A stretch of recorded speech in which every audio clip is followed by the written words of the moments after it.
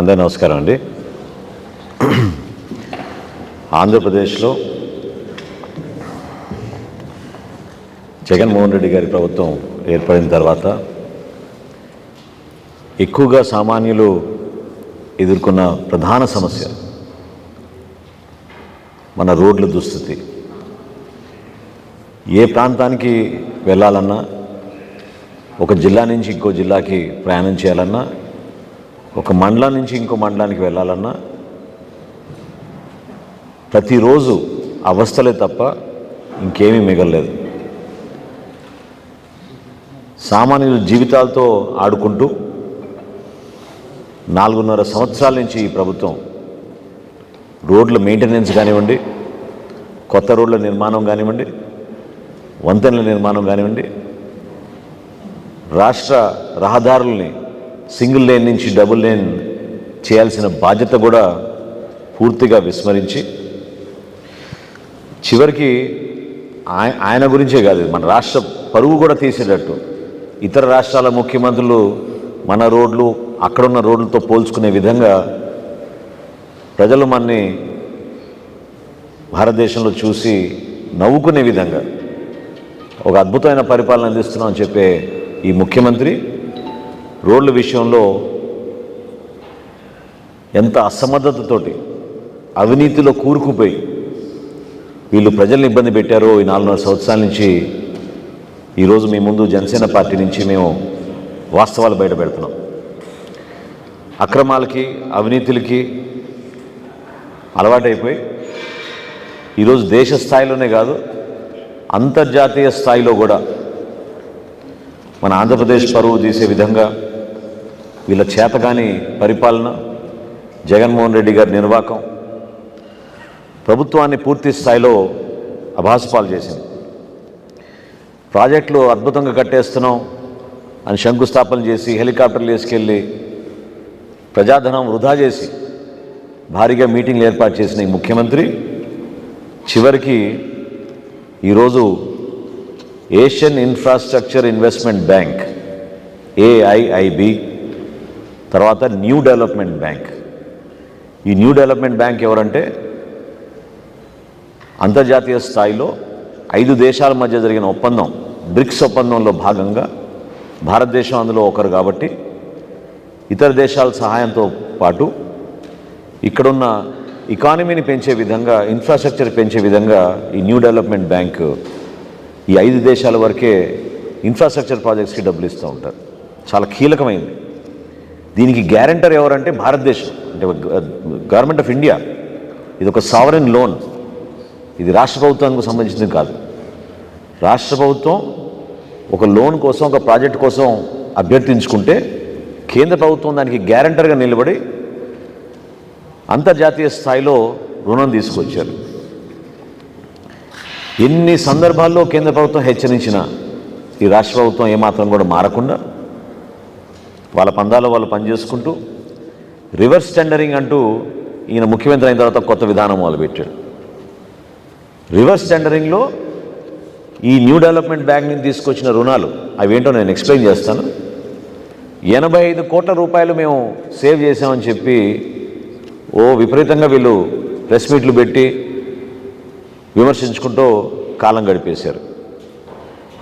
85 కోట్ల రూపాయలు reverse tendering ద్వారా సేవ్ చేసామని చెప్పిన, ఆదాయం చేసామనే ఈ మహానుభావులు చివరికి ఏం చేశారు అసలు యాక్చువల్ రోడ్స్ కోసం అంటే, ఇక్కడ 2 ప్రాజెక్ట్స్ ఉన్నాయి ఆంధ్రప్రదేశ్కి సంబంధించిన major and critical road projects. అందులో మొదటిది AP roads and bridges reconstruction project. అంటే సుమారు 1231 కిలోమీటర్లు మన రాష్ట్ర రహదారులు సింగిల్ లేన్ నుంచి డబుల్ లేన్ చేయడానికి. అదేవిధంగా రెండోది AP mandal connectivity and rural connectivity. అంటే కేవలం గ్రామీణ ప్రాంతాల్లో ఒక మండలం నుంచి ఒక మండలానికి వెళ్ళడానికి, అక్కడ గ్రామీణ ప్రాంతాల్లో వేయాల్సిన రోడ్ల గురించి 1297 కిలోమీటర్లు రోడ్లు వేయడానికి వీళ్ళు ప్రాజెక్ట్ ప్రపోజల్స్ తయారు చేశారు. ఇంకా ఆశ్చర్యం ఏంటంటే ఇందులో 18 బ్రిడ్జెస్ కూడా మేము నిర్మాణం చేస్తామని ప్రాజెక్ట్ రిపోర్ట్ తయారు చేశారు. టోటల్ ప్రాజెక్ట్ కాస్ట్ 6,400 కోట్ల రూపాయలు. 6,400 కోట్ల రూపాయలు. ఇందులో ఈ బ్యాంక్ లోన్ ఇచ్చింది 4,771 కోట్ల రూపాయలు, 56 లక్షలు, 4,771.56 crores. అది కేంద్ర ప్రభుత్వం గ్యారంటర్గా ఒక సావరెన్ లోన్గా తీసుకుంటే గవర్నమెంట్ ఆఫ్ ఇండియా ఈ రాష్ట్ర ప్రభుత్వానికి వచ్చింది. బ్యాలెన్స్ 1,668 కోట్ల రూపాయలు రాష్ట్ర ప్రభుత్వం మన కంపోనెంట్గా దాంట్లో పెట్టాలి. కానీ జనవరి 21 సంవత్సరంలో జరిగిన ఈ ఒప్పందం, 2021 జనవరిలో జరిగిన ఈ ఒప్పందం 5 సంవత్సరాలు పూర్తి చేస్తామన్న ఈ పెద్ద మనుషులు ఈ రోజుకి రూపాయి ఇవ్వలేదు వాళ్ళు రాష్ట్ర ప్రభుత్వం నుంచి. బ్యాంకు కూడా మొదటి ఇన్స్టాల్మెంట్గా 245 కోట్ల రూపాయలు రిలీజ్ చేశారు. కేంద్ర ప్రభుత్వం నుంచి department of economic affairs, government of India చాలా స్పష్టంగా వార్నింగ్ ఇచ్చింది రాష్ట్ర ప్రభుత్వానికి. మీరు చేసే తప్పు అంతర్జాతీయ స్థాయిలో చెడ్డ పేరు వస్తుంది, మీకే కాదు భారతదేశానికి కూడా చెడ్డ పేరు వస్తుంది అని ఎన్నోసార్లు వాళ్ళు రిపీటెడ్గా రిమైండర్స్ పంపించి వార్నింగ్స్ ఇచ్చినా వీళ్ళలో మాత్రం కదలిక లేదు. చివరికి వీళ్ళు ఏం చేశారా అంటే మొత్తం ప్రాజెక్టులో వీళ్ళు చేయగలిగింది 4.89%, అంటే 4% వరకు రోడ్లు చేశాం అని వీళ్ళు రిపోర్ట్ ఇస్తే ఆ బ్యాంక్కి ఇంకా ఊహించని విధంగా వాళ్ళు ప్రాజెక్ట్ని టర్మినేట్ చేసేసి విత్డ్రా అయిపోయారు. ఎంత దారుణం చూడండి. ఈ 4 సంవత్సరాలు వాళ్ళు చేసింది ఎంత అంటే 4%, 4.89% చేశారు వీళ్ళు, అంటే సుమారు 5%. ఇంకా బ్యాంక్ ఏం చేయగలుగుతుంది? రాష్ట్ర ప్రభుత్వం వాళ్ళ వాటా ఇవ్వాల్సిన రూపాయి కూడా ఇవ్వకుండా బ్యాంక్ నుంచి వచ్చిన రుణాలతోటి ఈ విధంగా ఒక లెక్క చెప్తే వాళ్ళ ప్రాజెక్ట్ని మొత్తం డ్రాప్ చేసేసారు. అంటే గ్రామీణ ప్రాంతాల్లో రావాల్సిన రోడ్లు, మనకి రావాల్సిన వంతెనలు, 18 వంతెనలు నిర్మాణం చేస్తా అన్న ఈ మహానుభావుడు కేవలం ఒకే ఒక వంతెన పూర్తి చేశాడు. అది చాలా ఆశ్చర్యకరమైన విషయం. అదేవిధంగా రెండో బ్యాంక్, ఇది చాలా పెద్ద బ్యాంక్, ఇది ఏషియన్ ఇన్ఫ్రాస్ట్రక్చర్ ఇన్వెస్ట్మెంట్ బ్యాంక్. వీళ్ళు కూడా ఇన్వెస్ట్మెంట్ ప్రాజెక్ట్స్ ఇన్ఫ్రాస్ట్రక్చర్ కోసం చేస్తూ ఉంటారు. వాళ్ళ దగ్గర నుంచి తీసుకున్న లోను మొత్తం ప్రాజెక్టు 4,395 కోట్ల రూపాయలు, 60 లక్షల రూపాయలు. బ్యాంక్ ఇచ్చింది 3,003 కోట్ల రూపాయలు, రాష్ట్ర ప్రభుత్వం ఇవ్వాల్సింది 1,392 కోట్ల రూపాయలు.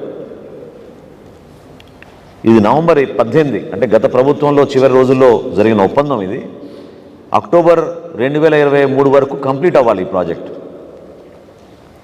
కానీ ఇప్పటి వరకు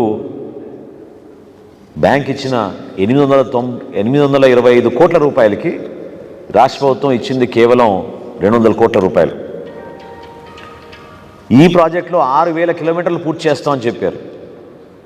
6,000 కిలోమీటర్లు పూర్తి చేస్తామని చెప్పారు.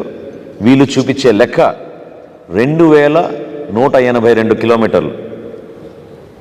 ఇది గత సంవత్సరం మేలోనే ఈ బ్యాంక్ ఒక నిర్ణయం తీసుకుని 3 సందర్భాల్లో రెడ్ ఫ్లాగ్ అంటారు, అంటే వార్నింగ్, జాగ్రత్త అనేది. ఇది చాలా పరువు తీసే విధంగా ఒక అంతర్జాతీయ స్థాయిలో బ్యాంక్ మన రాష్ట్ర ప్రభుత్వానికి మన పరువు పోయే విధంగా 3 సందర్భాల్లో వాళ్ళు రెడ్ ఫ్లాగ్ రేజ్ చేస్తే ప్రభుత్వం నుంచి స్పందన రాకుండా చివరికి ప్రాజెక్ట్ని టర్మినేట్ చేసేశారు. నేను చదువుతాను చాలా స్పష్టంగా బ్యాంక్ ఏం చెప్పిందో. The project has now been assigned 3 red flags. The key implementation challenge is the unavailability of funds and release of funds by the counterpart. Counterpart ఇక్కడ ఎవరంటే రాష్ట్ర ప్రభుత్వం. రాష్ట్ర ప్రభుత్వంలో నిధులు లేవు, రిలీజ్ చేయలేదు వీళ్ళు నిధులు. కాబట్టి ఈ ప్రాజెక్ట్ని మేము డ్రాప్ చేస్తున్నాం, దీనికి 3 సందర్భాల్లో మేము రెడ్ ఫ్లాగ్స్ రేజ్ చేసినా కూడా పట్టించుకోలేదు అని ఒక అంతర్జాతీయ స్థాయిలో ఏషియన్ ఇన్వెస్ట్మెంట్ ఇన్ఫ్రాస్ట్రక్చర్ బ్యాంక్ ఈ విధంగా నిర్ణయం తీసుకుందంటే ఎంత దౌర్భాగ్యమో చూడండి. అసలు ఎక్కడ చూసినా వీళ్ళు అవినీతిలో కూరుకుపోయి ఏదైతే రివర్స్ టెండరింగ్ అని చెప్పారో ఆ రివర్స్ టెండరింగ్ సమర్థించుకోవడానికి కాంట్రాక్టర్లతోటి వీళ్ళు కార్టెల్స్ రింగ్స్ ఫామ్ చేసి ఇంకెవరిని రానికుండా జరగాల్సిన ప్రాజెక్ట్స్, మన రాష్ట్రానికి అందాల్సిన మన రోడ్లు, సింగిల్ లేన్ నుంచి డబుల్ లేన్కి మారాల్సిన మన రహదారులు, వంతెన నిర్మాణం చేయాల్సిన ప్రాంతాలని పూర్తిగా వీళ్ళు ఇబ్బంది పెట్టి చివరికి ఈ బ్యాంకుల ద్వారా నిర్ధారించింది ఏంటంటే, ఇది మన రాష్ట్ర ప్రజలకి తెలియాలి. మా వంతు మేము జనసేన పార్టీ నుంచి ప్రతిరోజు ఇదే ప్రయత్నం చేస్తున్నాం. ఈ 11 ఎక్స్టర్నల్ ఎయిడెడ్ ప్రాజెక్ట్స్కి వాళ్ళు ఇచ్చిన నిధుల్ని వాళ్ళు అన్నది ఏంటంటే, half the money has been diverted. ఇది బ్యాంకులు రాసింది. వాళ్ళు ఇచ్చిన రుణాల్ని half the money has been diverted. అందులో భాగంగా కేవలం రోడ్స్ కోసం ఇచ్చిన 1070 కోట్ల రూపాయల రుణాలు, 300 కోట్లు మిస్అప్రాపరేషన్ జరిగిందని చెప్పారు.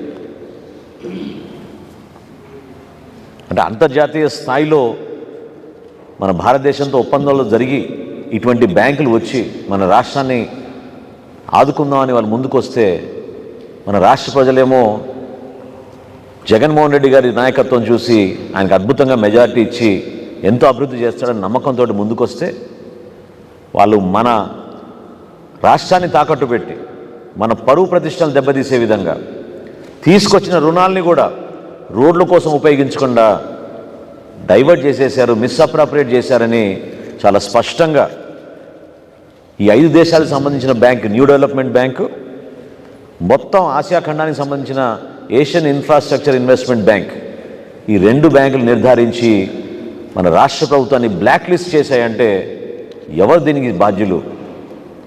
ఈ ప్రభుత్వం కాదా? వీళ్ళ చేతగాని ప్రభుత్వం కాదా? పరిపాలన చేతగాక ప్రజల్ని ప్రతిరోజు ఇంటి నుంచి బయటికి వెళ్ళాలంటే ప్రాణాలు గుప్పెట్లో పెట్టుకుని ఆ గుంటలు, అసలు ఎక్కడ ప్రయాణం చేయాలన్నా ఎంత గంటల సేపు ఎక్కువ సమయం పడుతుందో మన రాష్ట్ర ప్రజలకి తెలుసు. ఇది కేవలం అవినీతి, అక్రమాలు వీటికి అలవాటైపోయి ఏది ప్రయారిటీ ఇవ్వాలో తెలియక అంతర్జాతీయ స్థాయిలో మనని ఆదుకోదామని చెప్పి వాళ్ళు ముఖ్యంగా మన ఆంధ్రప్రదేశ్కి వాళ్ళు ఈ విధంగా రుణాలు ఇస్తే, దానికి కేంద్ర ప్రభుత్వం గ్యారంటర్గా నిలిస్తే, ఎన్ని సందర్భాల్లో వాళ్ళు మీరు చేస్తుంది తప్పు, ఇది రెడ్ ఫ్లాగ్, నిధులు రిలీజ్ చేయండి అని చెప్తే ఉన్న నిధులు కూడా వీళ్ళు డైవర్ట్ చేసేసుకుని ఇతర కార్యక్రమాలకి వీళ్ళు మిస్అప్రాపరేషన్ చేశారు అని స్పష్టంగా ఈ 2 బ్యాంకులు, new development bank, Asian infrastructure investment bank నిర్ధారించారంటే ఇంక మన రాష్ట్ర ప్రజలు దయచేసి అర్థం చేసుకోవాలి. ఈ రోజుకి కూడా కనీసం రోడ్ల మెయింటెనెన్స్ ఎక్కడ లేదు. 2000 కోట్ల రూపాయలతో టెండర్లు పిలిచామని చెప్పి 3 సంవత్సరాల క్రితం ఈ ముఖ్యమంత్రి ప్రకటించారు. ప్రతి పండక్కి రోడ్లు అయిపోతాయని చెప్తాడు. ప్రతి మాన్సూన్ సీజన్ కల్లా ముందే రోడ్లు పూర్తి అవుతాయని చెప్తారు. ఈ 4.5 సంవత్సరాల నుంచి మన సమయం వృధా చేసి ఈ రాష్ట్ర ప్రజలకి ఇంత ఇబ్బంది కలిగించిన వ్యక్తులు ఈ వైఎస్ఆర్సీపీ ప్రభుత్వం, జగన్మోహన్ రెడ్డి గారి నాయకత్వంలో చాలా అన్యాయం చేసింది, తీవ్రమైన అన్యాయం చేసింది. భవిష్యత్తులో మనం రుణాలు తెచ్చుకోవాలన్నా, ఒక ప్రాజెక్ట్ మనం అప్రూవ్ చేయించుకోవాలన్నా ఈ రోజున మనం బ్లాక్ లిస్ట్ అయిపోయాం. కాబట్టి ఆ పరిస్థితి కూడా లేకుండా చేశారు వీళ్ళు. ఇంత దుర్మార్గంగా వ్యవహరించారనేది ఈరోజు మీ అందరి ముందు ఈ సమాచారం ప్రవేశపెడుతున్నాం.